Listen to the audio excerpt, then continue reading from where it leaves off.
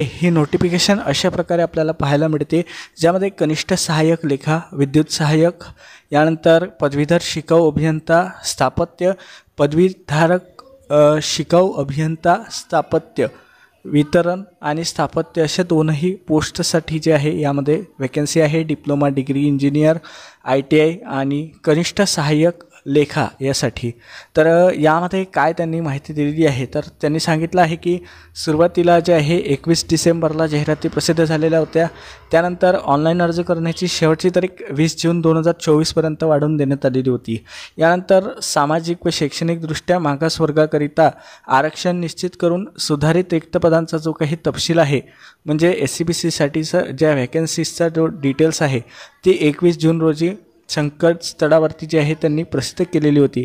यानंतर जे आहे SCBC उमेदवारांनी EWS प्रवर्गातून अर्ज भरले होते, त्यांच्यासाठी SCBCचा प्रवर्ग निवडायचं ऑप्शन जे आहे हे त्यांनी 4 ऑगस्टपर्यंत शेवटची तारीख दिलेली होती। त्यामध्ये उमेदवारांना हा जो काही विकल्प आहे हा निवडता येणार होता।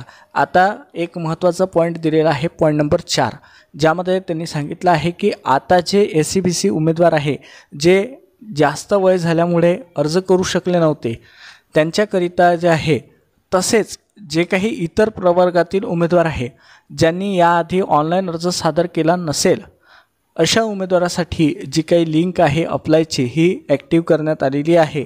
सदर उमेदवारांनी जे काही आहे ऑनलाईन अर्ज दिनांक 16 ऑगस्ट 2024 पर्यंत भरावेत। त्यानंतर अर्ज सादर करण्याकरिता कुठल्याही प्रकारची मुदतवाढ देण्यात येणार नाही, अशी त्यांनी यामध्ये माहिती दिलेली आहे। ज्या उमेदवारांनी अर्ज भरले आहे त्यांना पुन्हा नव्याने अर्ज करण्याची आवश्यकता नाही। तर अशा प्रकारे जे आहे ही जाहिरात नुसार जे आहे हे प्रसिद्धीपत्रक त्यांनी जाहीर केलेलं आहे। हे प्रसिद्धीपत्रक जर तुम्हाला डाउनलोड करायचं असेल तर खाली डिस्क्रिप्शनला मी लिंक दिलेली आहे, त्यावरती जाऊन तुम्ही हे डाउनलोड करू शकता।